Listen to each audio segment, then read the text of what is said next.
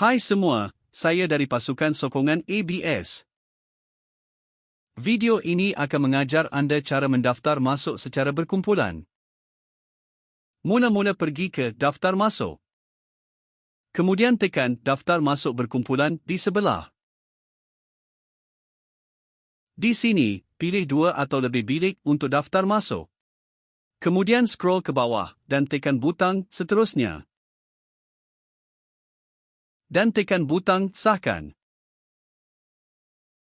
Semasa proses daftar masuk, anda perlu mengisi maklumat tetamu menggunakan kad pengenalan, IC, atau pasport.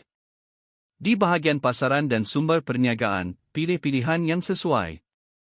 Pastikan semua maklumat telah diisi, tekan butang Seterusnya. Tekan butang Seterusnya dan ia akan keluar notis, hanya pilih Cipta Folio Utama.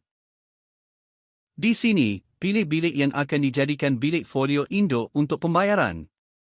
Kemudian, pilih jenis pembayaran dan tentukan tetamu mana yang akan membuat bayaran. Semak jumlah deposit dan jumlah bayaran diterima, kemudian tekan butang Selesai.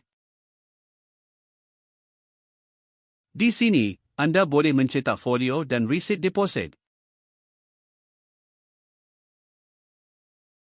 Selepas mencetak, tekan butang Selesai. Di sini anda akan melihat bahawa kedua-dua bilik telah berjaya didaftar masuk.